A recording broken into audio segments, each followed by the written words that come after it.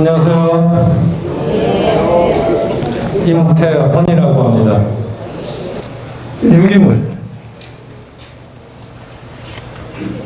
유기물이 토양에 집어넣었을 때 가장 좋은 게 아까 말씀드렸던 세 가지 조건 중에 비료를 분해할 수 있는 미생물의 증식을 촉진시켜 주는 거예요. 그래서 내 토양의 흙냄새를 맡아봐도 내 토양에 미생물이 어느 정도가 있겠다? 모래를 냄새 맡아보셨어요? 모래. 김서영이 모래. 냄새 아무 냄새 안 납니다. 모래는. 왜? 미생물이 없기 때문에.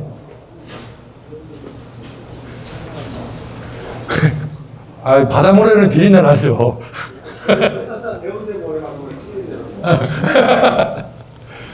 일반적으로 모래는 냄새가 나지 않습니다. 마사토 냄새 나요? 냄새 안 납니다. 근데 다시 과거로 들어가면 퇴비는 어때요? 집에서 만들었던 부엌. 그죠?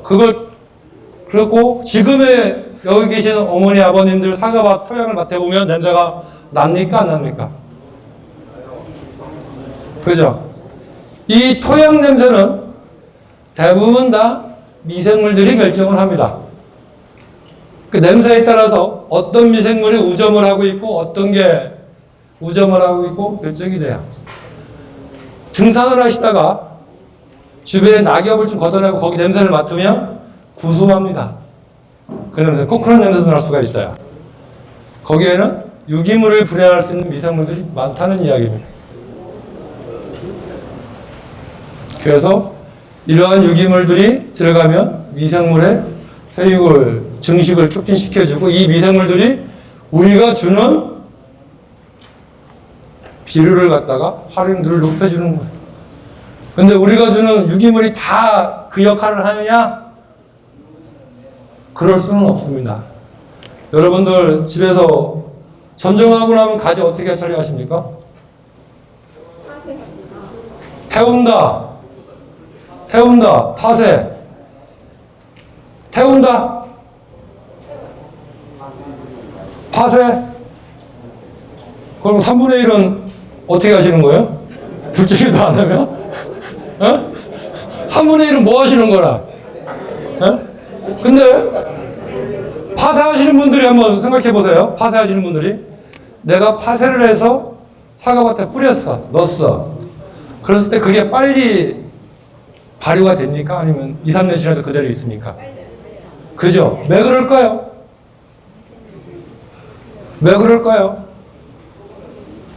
바로 이 문제입니다. CN율. 거기에다가 봄에 요소를 좀 덜 한다고 생각하시고 파쇄복 하는 데다가 비료를 요소를 갖다 좀 뿌리면 분해가 좀 더 촉진이 돼요. 볏짚 토양에 들어가면 바로 안 썩습니다. 왜? CN율이 60이 넘어요. 썩을 수가 없습니다. 그런 거예요. 근데 어쨌든 얘를 좋게 만들려면, 얘를 증식시키고 수를 갖다가 많게 만들려면 얘를 갖다 고민해서 넣어야 된다. 보통 학문적으로는 20이라고 생각합니다. 20대 1 CN율이 20대 1일 때 가장 좋다고 생각을 해요. 20대 1 CN율이 이거 이하면 유기물에서 질소가 밖으로 나오고 분해가 돼서 토양에 공급하고 토양에 공급된 질소가 식물체가 이용하게 됩니다. 근데 역으로 CN율이 높으면 20 이상이 되면 토양 속에 있는 질소를 유기물이 가져갑니다. 미생물들이. 왜? 걔를 분해해야 되기 때문에. 그래서 고추를 심어 놓으시고서 부숙TV 아니면 퇴비를 가득하게 넣고 퇴비를 심으면 모마리가 일주일 만에 끝날 것이 한 달 가득 노랗게 있는 경우가 있을 거예요. 그게 질소 기근 현상입니다. 그래서 퇴비를 좀 강하게 넣으신다 생각하시면 거기에 질소를 조금 뿌리시면 돼. 그럼 그 기간을 단축시켜 줍니다. 이게 CN율이에요. CN율이 낮으면 낮을수록 작물이 이용할 수 있는 활용도가 높아진다. 빠르고. 아까 제가 물어본 거예요. 이거 어떻게 하시냐고. 예, 전정무. 선사시대 유물을 발굴을 하면 거기서 벽시가 나와요. 벽시가. 벽시가 왜 나오겠어요, 거기서? 분해가 안 된다는 얘기입니다. 그 긴 세월 동안. 뭐, 토양 깊숙이 있으니까 공기가 안 통해서 현기성이 있어서 분해가 안 될 경우도 있지만, CN율 절차가 높아요. 볏짚, 왕겨나. 그래서 왕겨담아도 밭에 사용해 보시면 몇 년이 지나도 그냥 있을 거예요. 왕겨를 갖다가 밭에 뿌려보시면 다 경험해 보셨을걸요? 모르는 것처럼 하지 마시고. 안 가봐도 압니다. 그 정도로.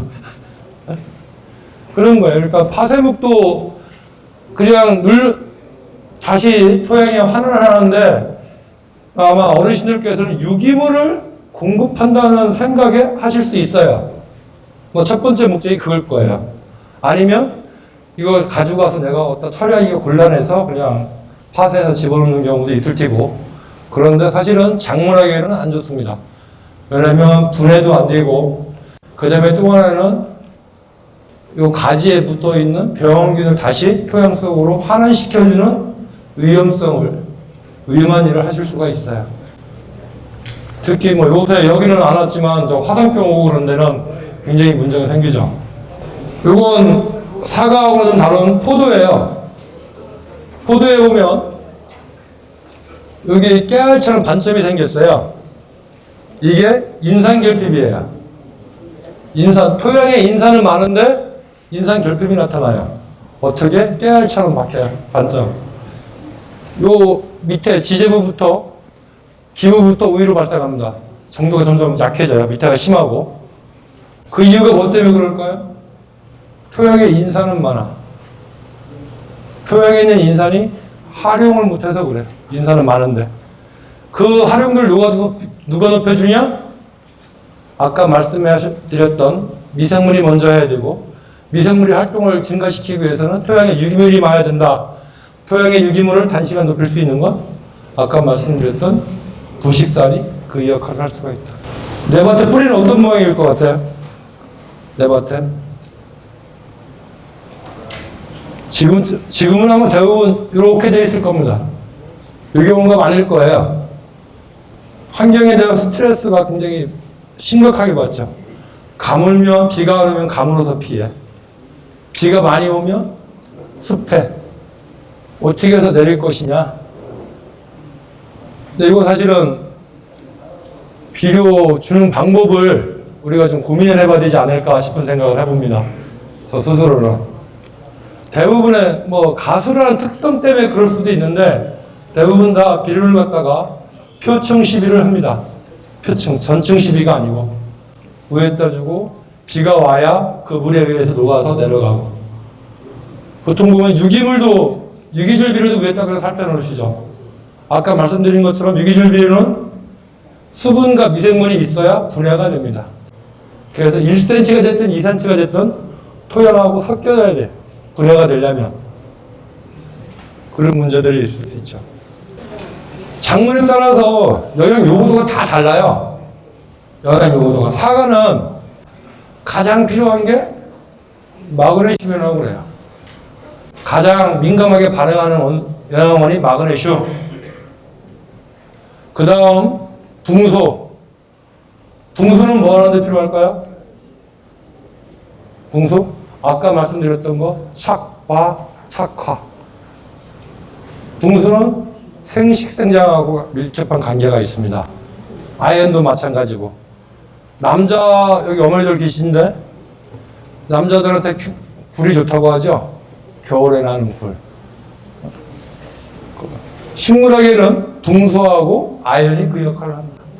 그래서 붕소, 아마 영농교육 가시면 붕소를 갖다가 1년에 한 번씩 300평당 1kg씩 살포하라고 할 거예요. 그걸 꼭 지키셔야 돼요. 그걸 꼭. 만약에 올해 꽃이 덜 왔다, 착과가 잘 안 됐다, 무슨 기상적인 조건도 있지만 본질적으로 그런 문제일 수도 있어요. 특히 여기 아까 pH가 높았던 걸 생각을 해보면 그럴 영향도 큽니다. 그가 모자랐을. 뭐 이렇게 몇 가지가 잘 나타나는구나 돼 있어요. 생리장애로. 여기서 뭘 말씀드리고 가야 되나? 아까 가리. 사과가 붕소, 가리가 많이 마그네슘하고 필요하다고 했는데 가리는 작물에서 얘예요. 차. 여러분들 트럭은 뭡니까? 어머니 집에 트럭 있죠? 어머니 집에 트럭 있죠? 트럭은 뭐 하는 거예요? 운반하죠? 식물체 내에서 잎은 무슨 역할을 해요? 잎? 에? 잎은 뿌리로부터 물을 흡수하고 양분을 흡수해서 잎에서 태양의 빛을 받고 해서 강합성을 하죠. 강합성을 하고 나면 잎 내에 여러 가지 탄수화물이 만들어져요. 그 탄수화물이 각각의 필요한 장소에 제때 이동을 해야 색도 나고 맛도 올라가고 저장 양분도 많아지고 그럽니다. 근데 그걸 이동시켜주는 게 가리예요. 가리. 그 식물체에서 가리가 모자르면 본질적으로 문제가 생겨요. 생산물의 품질에 문제가 생깁니다. 그리고 겨울철 나기가 힘들어요.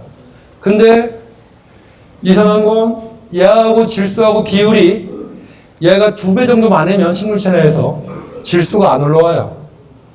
못 올라옵니다. 틀어 막아서. 그런 저기는 있습니다. 그런 역할들을 하고 어쨌든 굉장히 중요한 놈입니다. NPK 중에 다른 것보다도 더 중요하게 생각하는 게 제 입장에서는 가리예요. 잘 이동을 시켜줘야 되니까. 그 다음에 마그네슘, 황 이런 역할들을 합니다. 그럼 얘네들을 어떻게 해서 할 것인가는 이제 고민을 하셔야겠죠. 우리가 자재를 쓸 때 고민을 하셔야 돼요. 여기부터는 넘어갈 건데 이거 식물체가 표현될 때 이상하게 나타나는 이상 증상들이 멀티타이신 뭔가를 30개까지에 대해서 정리를 해놓은 겁니다. 식물체에서 나타나는 이상 증상은 이 37가지 내에 다 들어가 있습니다. 다 들어가 있기 때문에 그거만 보시면 아마 정리가 될 거예요. 예를 들면 생장점 부분이 멈췄다, 성장하지 않는다, 붕소결핍이에요.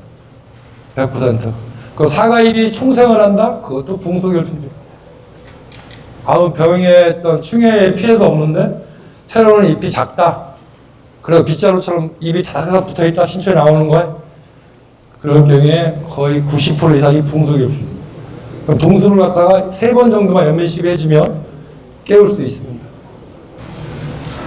그 다음에 나는 비료를 주는데 비료빨이 안 받아. 열심히 주는데 돈 들여서 주고 허리 숙여가면서 갖다 주는데 비료빨을 못 받아. 가장 이유가 pH입니다. pH가 높을 때는 이런 것들을 받아먹을 수가 없습니다.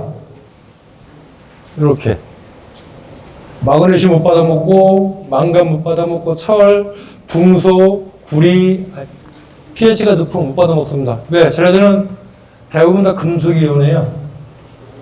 산에 잘 녹습니다. 알칼리로 되어 있으면 잘 안 녹겠죠. 용해도가 떨어져요. 근데 pH가 너무 낮으면 이런 것, 칼슘은 당연하게 나타나고 마그네슘 뭐 이런 것들이 나타납니다. 그리고 인산이 많으면 이런 것들이 모자라고 이렇게 보시면 돼요. 이거. NPK, 황, 마그네슘은 토끼예요. 토끼는 어때요?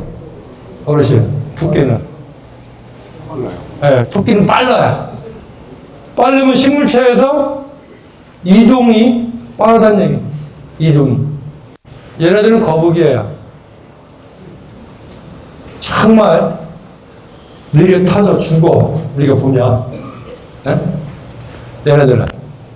그럼 그걸 잘 생각해 보시면 얘네들이 부족했을 때 어디에서 이상 증상이 나타날까 생각해 보실 수 있을 겁니다. 뒤에 슬라이드 프린터 보지 마시고 얘는 어디서 나타날까요? 이동이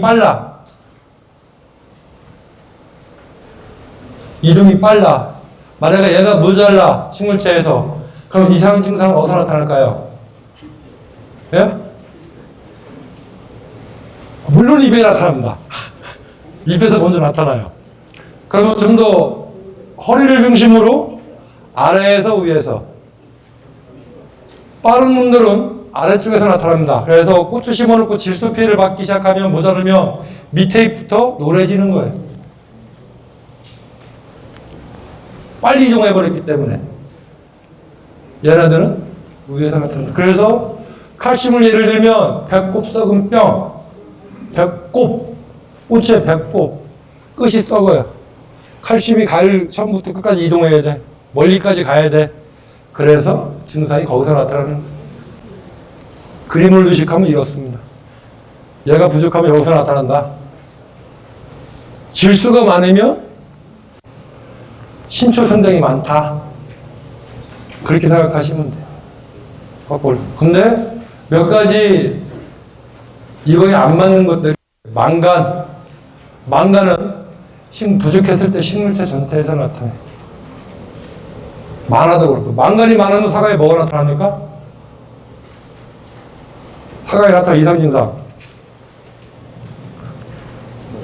떨지 마시고. 네. 기형가 나타날 수 있죠. 망간이 많으면 대봉 감에는 녹반증이 나타나고요. 가일에서 녹색이 탈색이 안 돼요. 그래서 가운데 라인으로 녹색이 그대로 남아있을 수 있고요. 사과에서는 적진병이 걸립니다. 근데 붕소는 산성토양에서 잘 녹아요. 그래서 요즘엔 잘 안 나타나는데 의외로 토양이 산성으로 관리되는 데 가면 적진병 피해가 많습니다. 적진병은 껍질을 벗겨보면 군데군데가 다 갈색으로 죽어있어요, 조직이. 그래서 수세가 떨어집니다. 금방 죽지는 않아요. 예. 시름시름 앓다 죽죠. 이거 보셨습니까, 이거? 이거 감가수원이에요. 상주에 가위 많다 보니까. 한 나무에 한푸대 씨, 한 나무에 한겨운기 씨. 좋아요? 어? 좋다고? 이렇게 하지 말라고 말씀드리는 거예요. 여기도 사과 유목 심어놓고 반푸대 정도는 되는 것 같아요. 반푸대. 예. 이렇게 주고 나면 흐뭇하시죠? 나무 죽는지 모르고 흐뭇하실 거야. 내가 알아. 예? 이렇게 주면 비가 오면 빗물에 의해서 퇴비에서 나오는 침출수가 생기겠죠? 그 침출수는 어디 가겠어요? 뿌리로 그대로 내려갑니다. 그러면 뭐가 나오냐면 배추를 소금에 절인 현상이 나타나게 돼 있어요. 그래서 생육이 떨어집니다. 이건 봉화예요. 또 아무것도 없는데 사진을 찍어놨을 거예요. 여기는 유박을 뿌리고 여기를 갈리기로 갈았어요. 가운데를. 갈리기로 손을 대면 뿌리가 절단될 거 아니냐 말씀하시죠? 단전되지 않을 거냐. 아까 말씀드렸죠? 일주일 정도면 뿌리털은 재생한다고. 충분합니다. 여러분들이 생각하시는 것만큼 심각하게 나무에 피해를 주지 않습니다. 그리고 이게 좋아요? 이게 좋아요? 같은 가수는 아닙니다. 나무는 좀 비슷한데 이게 좋습니까? 이게 좋습니까? 보시기에 여러분들이 보시기에 있죠? 예, 얘는 질소가 필요 이상으로 많은 거예요.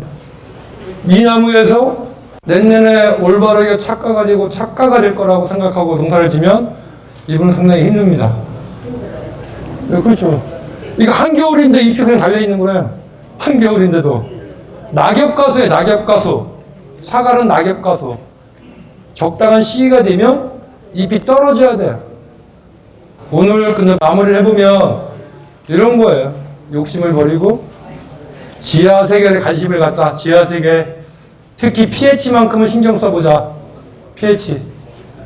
그 다음에 나만 아니고 나무에게도 라이트를 주자. 이거 여기 사과밭인데 여기 심어놨어요. 고추. 여기 솔직하게 그냥 고해 한다고 생각하시고서 내 사과밭에는 지금 고추가 심겨져 있다. 뭐라고 안 그럴까요? 예? 내 밭에는 고구마가 심겨져 있다. 예. 절대로 하시면 안 됩니다. 절대로. 왜냐면 도시에 나가 있는 자식들은 다 사서 먹어요. 없으면. 근데 여기에 이게 들어가 있으면 사과나무 때문에 비료를 하는 게 아니고 얘 때문에 비료를 하게 돼요. 고추 따려고 쉽게 말하면. 그러면 전체적으로 질소가 가다가 돼서 그런 현상이 나타나는 거예요. 병도 많이 발생하고 특히 고구마 땅콩 심으면 날개 무늬도 심하게 오고 그런 것들이 여기 있습니다. 그러니까 제발 좀 이런 거 좀 자제해 주시고 도시에 나가 있는 자식 새끼 때문에 한다고 하면 하지 마십시오. 전 어머니 한 분밖에 안 계시는데 요즘 농사 안 지시더라고. 더운데 그냥 설탕 한 장 넣어봤고요. 아까 말씀드렸던 것처럼 여기 아버님, 어머니는 변하지 않고 나무에게만 변화를 요구하고 나한테 더 좋은 사과, 더 많은 양을 줄 거라고 요구하지 마십시오. 먼저 나부터 변하고서 사과나무에게 나한테 좀 더 좋은 양질의 사과를 달라고 요청하시는 게 맞지 않나 이 생각을 합니다. 오늘 여기까지 제가 말씀드리려고 했던 내용들은 중간에 그냥 스킵하고 넘어온 것도 있지만 여기서 마치도록 하겠습니다. 시간이 많이 갔는데 질문 좀 받고 이렇게 해서 마무리하도록 하겠습니다.